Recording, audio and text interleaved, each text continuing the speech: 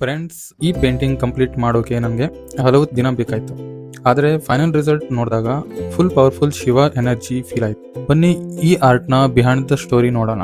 Hi friends, welcome back to my art channel. ಈ ವಿಡಿಯೋದಲ್ಲಿ lord ಶಿವನ ಒಂದು ಪವರ್ಫುಲ್ ಫಾರ್ಮ್ ನ ಪೇಂಟಿಂಗ್ ಮಾಡ್ತೇನೆ. ಇದು ನನ್ನ reference image. Here I am starting with line sketch. Honestly, this is my second acrylic painting on canvas. ನನಗೆ ಚಿಕ್ಕ ವಯಸ್ಸಿನಲ್ಲಿ ಒಂದು ಆಸೆ ಇತ್ತು, ನಾನು ಕ್ಯಾನ್ವಾಸ್ ಮೇಲೆ ಪೇಂಟಿಂಗ್ ಮಾಡಬೇಕು ಅಂತ. ಬಟ್ ನನಗೆ ಯಾವುದೇ ಗೈಡೆನ್ಸ್ ಆ್ಯಂಡ್ ಎಕ್ಸ್ಪೀರಿಯನ್ಸ್ ಇರಲಿಲ್ಲ. ಆದರೆ ನಾನು ಏನಾಗುತ್ತಾ ಆಗಲಿ ಅಂತ ನೋಡೋಣ ಅಂತ ಸ್ಟಾರ್ಟ್ ಮಾಡಿದೆ ಕ್ಯಾನ್ವಾಸ್ ಮೇಲೆ ಪೇಂಟ್ ಮಾಡೋಕ್ಕೆ. ನಾನು self thought artist, so starting ಸ್ವಲ್ಪ ಟೆನ್ಷನ್ ಆಯಿತು, ಎಲ್ಲಿ ಆರ್ಟ್ ಹಾಳಾಗುತ್ತಾ ಅಂತ. ಬಟ್ ಆ ಶಿವನ ಬ್ಲೆಸ್ಸಿಂಗೋ ಗೊತ್ತಿಲ್ಲ, ಆರ್ಟ್ ಚೆನ್ನಾಗಿ ಮೂಡಿ ಬಂತು. ಫ್ರೆಂಡ್ಸ್, ಇಲ್ಲಿ ನನ್ನ ಲೈನ್ ಆರ್ಟ್ ಕಂಪ್ಲೀಟ್ ಆಯಿತು. ಇವಾಗ ಪೇಂಟಿಂಗ್ ಸಲುವಾಗಿ ಪ್ರಿಪ್ರೇಷನ್ ಮಾಡ್ಕೊಳ್ತೀನಿ.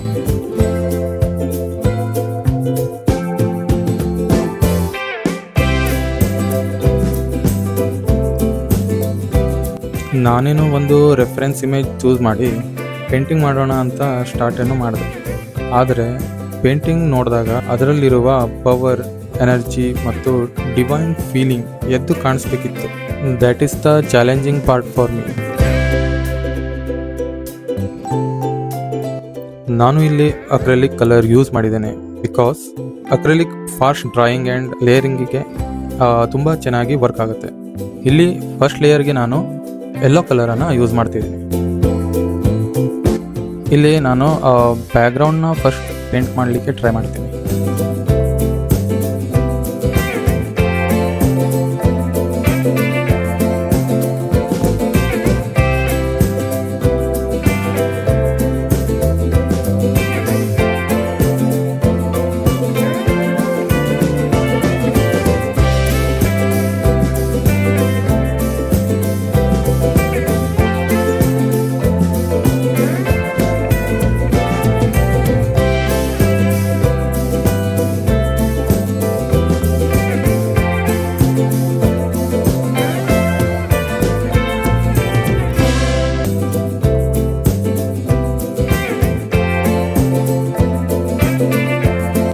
ಇಲ್ಲಿ ಕಲರ್ ಪ್ಯಾಲೆಟ್ ಬಗ್ಗೆ ಹೇಳಬೇಕಂದ್ರೆ ಮೋಸ್ಟ್ಲಿ ವಾರ್ಮ್ ಟೋನ್ ಬೇಕಾಗತ್ತೆ.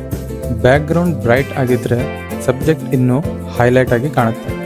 ಅದಕ್ಕೆ ಸೆಂಟರ್ನಲ್ಲಿ ಗ್ಲೋ ಎಫೆಕ್ಟ್ಗಾಗಿ ಯೆಲ್ಲೋ ಕಲರನ್ನು ಯೂಸ್ ಮಾಡ್ತಿದ್ದೀನಿ.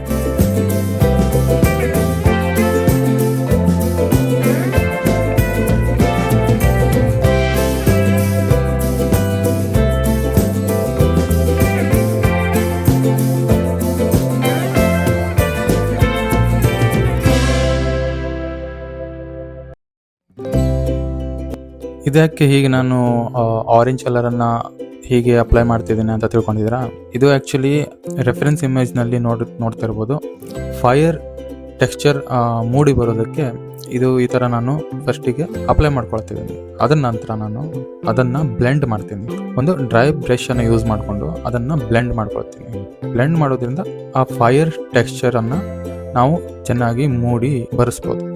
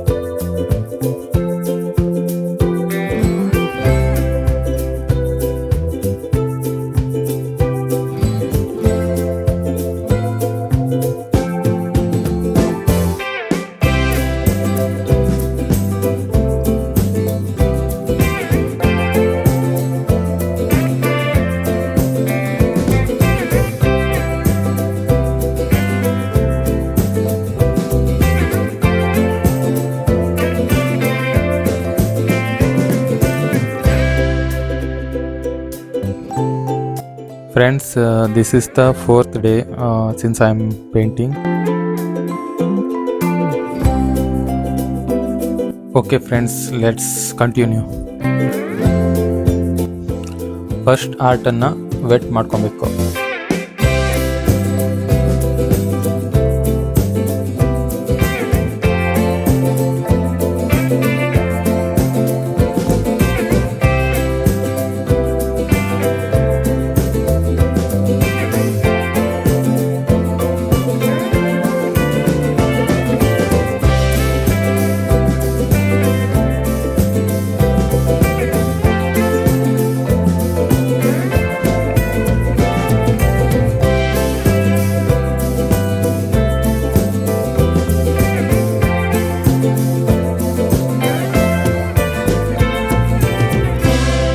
ಕೆಲವು ಏರಿಯಾಸನ್ನು ಮತ್ತೆ ಮತ್ತೆ ರಿಪೇಂಟ್ ಮಾಡಬೇಕಾಯ್ತು.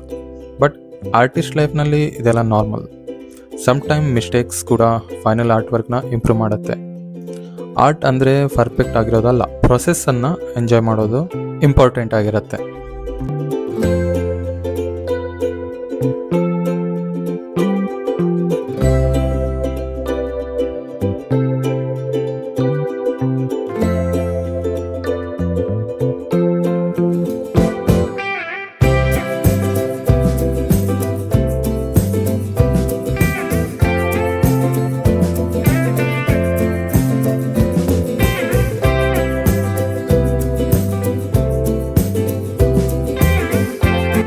ಈ ಆರ್ಟ್ನಲ್ಲಿ ನನಗೆ ಪರ್ಸ್ನಲಿ ಮೋಸ್ಟ್ ಫೇವ್ರೆಟ್ ಪಾರ್ಟ್ ಅಂದರೆ ಲಾರ್ಡ್ ಶಿವನ dancing pose.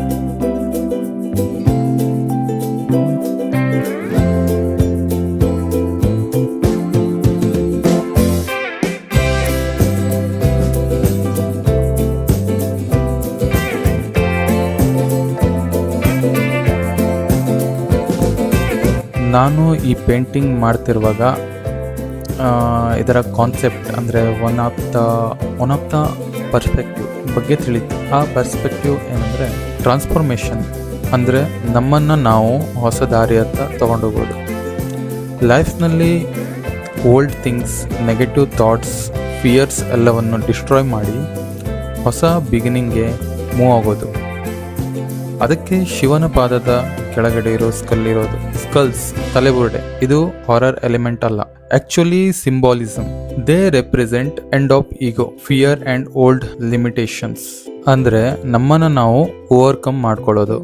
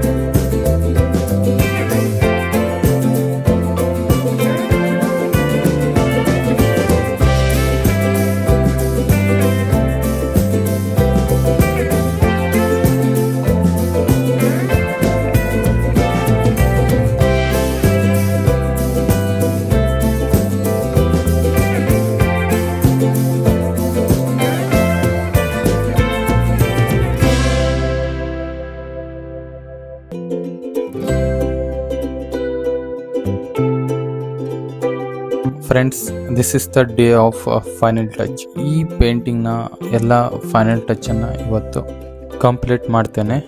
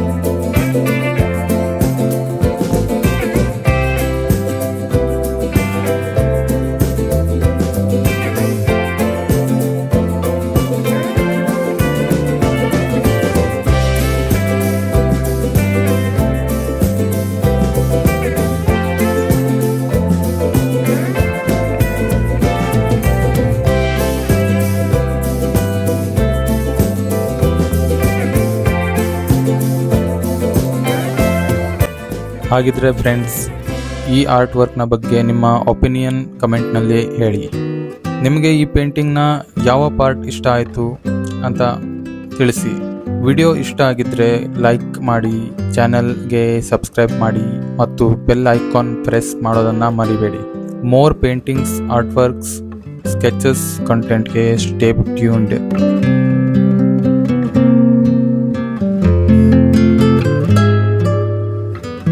Thanks for watching. See you in the next video. Peace. Har Har Mahadev.